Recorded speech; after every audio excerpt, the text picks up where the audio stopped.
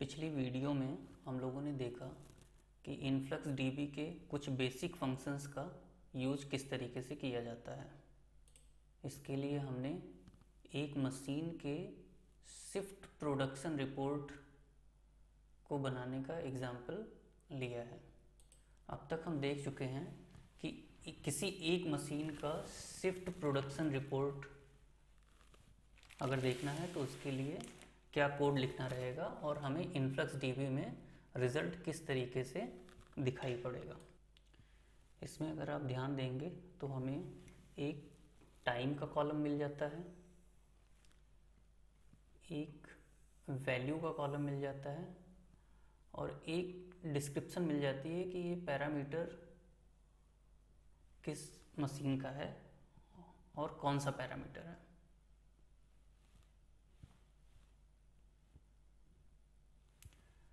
अब यदि हमें एक से ज़्यादा मशीनों के प्रोडक्शन का डेटा देखना है तो हमें ये जिस लाइन में हमने मशीन की आईडी बताई है, यहाँ पर एक से ज़्यादा मशीनों के बारे में डिफ़ाइन किया जा सकता है। तो वो करके दिखाते हैं आपको।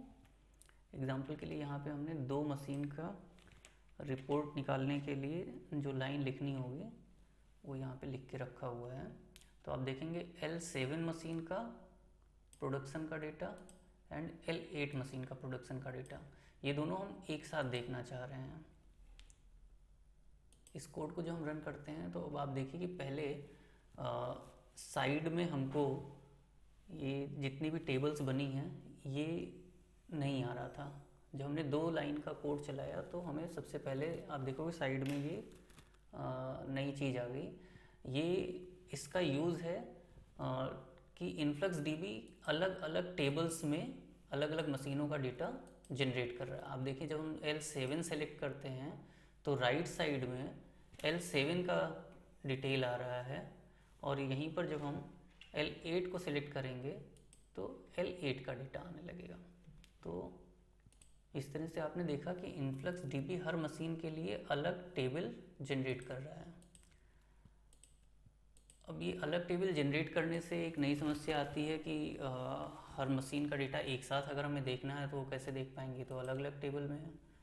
तो यहाँ पे कुछ तरीके हैं, कुछ फंक्शंस अवेलेबल हैं इन्फ्लक्स डीबी में जिससे हम ये काम कर सकते हैं। उनमें से एक फंक्शन ग्रुप करने का होता है।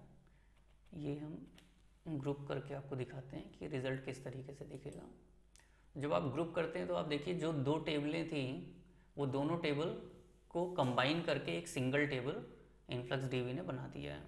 अगर आप यहाँ पर भी ध्यान देंगे तो ये जो रिज़ल्ट आ रहा है ये भी बहुत कन्वीनियंट व्यू नहीं है। इसमें पहले एक मशीन का डेटा आएगा कुछ लाइनों में और उसके बाद में दूसरी मशीन का डेटा कुछ अलग लाइनों में आएगा। तो आप देखेंगे तो टाइम रिपीट होंगे अलग अलग रोज़ में। जैसे ये 8 बजे का डेटा L7 के लिए पहली लाइन में आ रहा है और L8 के लिए चौथी लाइन में आ रहा है।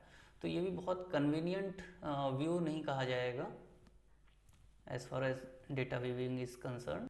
तो इसको परफेक्ट शेप में लाने के लिए इन्फ्लक्स डीबी में कुछ और भी फंक्शंस अवेलेबल हैं। पहले हम आपको दिखाते हैं कि जो दूसरे व्यू अवेलेबल हैं उसमें डेटा किस तरीके से दिखाई देता है। यहाँ पर अभी हमने दो मशीन की जगह 3 मशीन का डेटा देखने के लिए इस क्वेरी को तैयार किया हुआ है। आप देखेंगे कि तीनों मशीन के लिए 3-3 लाइनों का रिज़ल्ट आ रहा है एक सिंगल टेबल के अंदर में, और ये उतना कन्वीनियंट व्यू नहीं बन पा रहा है। इस व्यू की जगह पे अगर डेटा का व्यू इस तरीके से हो जैसा अभी आप देख पा रहे हैं तो इसमें ये रिपोर्ट को देखना समझना काफ़ी आसान हो जाता है, जिसमें एक कॉलम हमारा टाइम का हो जाता है जिसमें हर एक लाइन एक शिफ्ट को दर्शा रही है और ये दूसरे कॉलम्स जो हैं ये पर्टिकुलर किसी एक मशीन को दिखाते हैं। जैसे यहाँ पे L7 है, L8 है और L9 मशीन का डेटा है। तो इस तरीके से इस सिंगल व्यू में एक टेबल के फॉर्म में हमें ऐसा डेटा दिख रहा है जिसमें कॉलम्स में अलग अलग मशीनों का डेटा है। पहला कॉलम हमारा टाइम का हो गया जिसमें हर एक रो एक शिफ्ट को रिप्रेजेंट कर रहा है। तो इस तरीके का व्यू लाने के लिए अगर आप ध्यान दें तो हमने एक पिवोट फंक्शन का यूज़ किया हुआ है। इनफ्लक्स डीबी में ये एक फंक्शन होता है, अगर हम इस फंक्शन को नहीं यूज़ करते हैं तो हमारा रिज़ल्ट इस तरीके का आता है। ये हम चाहे इसको ग्रुप करें या ना करें, दोनों ही केस में पिवोट को यूज़ कर सकते हैं। आप देखिए अभी ग्रुप था, उसके साथ में पिवोट यूज़ किया था, बिना ग्रुप के भी पिवोट को यूज़ कर सकते हैं। अगर हमने ग्रुप नहीं किया और ये 3 अलग अलग टेबलें बनी हुई हैं, उसके बाद भी अगर हम पिवट लगाते हैं तो जैसे एक्सेल में पिवट टेबल बनती थी, वैसे ही यहाँ पर आपकी पिवट टेबल बन जाती है। इस पिवट टेबल में हमको कुछ पैरामीटर डिफाइन करने रहते हैं।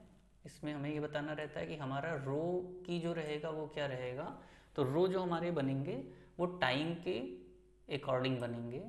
कॉलम कीज़ जो रहेंगी हमारी, इसमें हमने डिस्क्रिप्शन फील्ड ली हुई है, तो आप देखेंगे कि इस डिस्क्रिप्शन फील्ड के कारण से ये जो अलग अलग मशीनों की वैल्यू है ये अलग अलग कॉलम में आ रही है। और वैल्यू कॉलम, इनको हम वैल्यू कॉलम बोलते हैं। ये वैल्यू कॉलम में हमने वैल्यू पैरामीटर असाइन किया हुआ है। तो इस तरीके से पिवट फंक्शन का यूज़ करके ये टेबल को हम बेटर स्ट्रक्चर दे सकते हैं। और इस तरह से एक सिंगल क्वेरी के अंदर हम एक से ज़्यादा मशीनों का शिफ्ट प्रोडक्शन का डेटा लेकर आ सकते हैं। तो ये एक सिंपल क्वेरी है जिसमें अगर एक सिमिलर काइंड ऑफ डेटा हमें लेकर के आना है तो हमें केवल फिल्टर वाली लाइन में जितनी भी मशीनें हमारी सेम डेटा स्ट्रक्चर की होंगी उनके डेटा को यहाँ पर डिफाइन करके हम एक से ज़्यादा मशीनों का डेटा इस तरीके से एक्सट्रैक्ट कर सकते हैं इनफ्लक्स डीबी में। यहाँ पर आप एक और चीज़ का ध्यान दीजिएगा कि जो टाइम रेंज हमने यहाँ पर सेलेक्ट किया था वो था 23 तारीख की सुबह मिडनाइट, 23 तारीख के मिडनाइट से 24 तारीख के मिडनाइट का पीरियड हमने लिया हुआ है। इसका मतलब है कि 24 आवर्स का डेटा हम यहाँ पर लेकर के आ रहे हैं। आप देखेंगे कि जो रिज़ल्ट आया है इसमें पहली और दूसरी लाइन में तो जो डेट दिख रही है वो 23 की दिख रही है, लेकिन थर्ड लाइन जो है वो 24 की डेट दिखा रहा है। क्यों? क्योंकि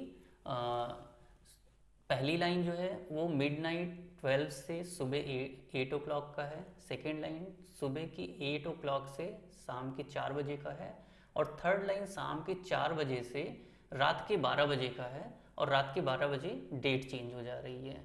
और टाइम के कॉलम में ये एंड डेट को दिखा रहा है।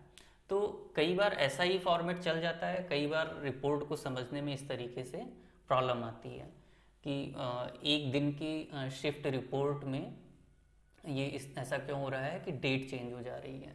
तो इसको ओवरकम करने के लिए एक फंक्शन है इनफ्लक्स डीबी में, हम लोग देखते हैं कि उसका यूज़ कैसे किया जाता है। तो यहाँ पर आप देखेंगे एक टाइम शिफ्ट का फंक्शन इनफ्लक्स डीबी ने प्रोवाइड किया है, जिसका यूज़ करके हम ये डेट और टाइम को एडजस्ट कर सकते हैं। वैल्यूज़ हमारी एग्जैक्टली वही रहेंगी जो अभी पहले दिख रही हैं। आप देखेंगे वैल्यू में कोई भी चेंज नहीं आएगा, केवल और केवल टाइम के कॉलम में चेंजेस आएंगे। अभी आप देखेंगे तो पहली लाइन में जो 23 तारीख की सुबह 8 बजे का टाइम दिख रहा था, उसकी जगह पे 23 तारीख की रात 12 बजे का टाइम दिख रहा है।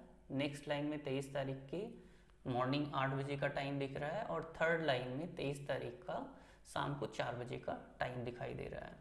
तो ये एक इंटरप्रिटेशन की बात होती है कि शिफ्ट ए में हम रात के 12 बजे दिखाना चाह रहे हैं या सुबह के 8 बजे दिखाना चाह रहे हैं, शिफ्ट बी में हम सुबह के 8 बजे दिखाना चाह रहे हैं या शाम का 4 बजे दिखाना चाह रहे हैं। मीन्स यहाँ पे शिफ्ट की टाइम में हम स्टार्ट टाइम दिखाना चाह रहे हैं या एंड टाइम दिखाना चाह रहे हैं। तो जैसी रिक्वायरमेंट हो उसके हिसाब से हम ये टाइम शिफ्ट फंक्शन का यूज़ करके इसको एडजस्ट कर सकते हैं। जैसी भी आपकी रिक्वायरमेंट हो आप टाइम शिफ्ट को यूज़ करके डेट और टाइम को रिक्वायर्ड फॉर्मेट में लेकर के आ सकते हैं। तो ये वीडियो तो रही इस चीज़ के लिए कि हमें InfluxDB में जो प्रोसेस से OT से डेटा आ गया है उससे रिपोर्ट जनरेट करने के लिए जो हमारे InfluxDB का कोड होगा वो किस तरीके का होगा और हमारा रिज़ल्ट किस तरीके से आएगा। लेकिन आप जानते हैं कि विजुअलाइजेशन के लिए हम लोग InfluxDB को नहीं यूज़ कर रहे हैं, विजुअलाइजेशन के लिए हम लोग ग्राफाना को यूज़ कर रहे हैं। तो नेक्स्ट वीडियो में हम आपको दिखाएंगे कि ग्राफाना में जो हमें ये रिपोर्ट देखनी है, जो विजुअलाइजेशन कराना है इस रिपोर्ट का, वो काम कैसे किया जाएगा।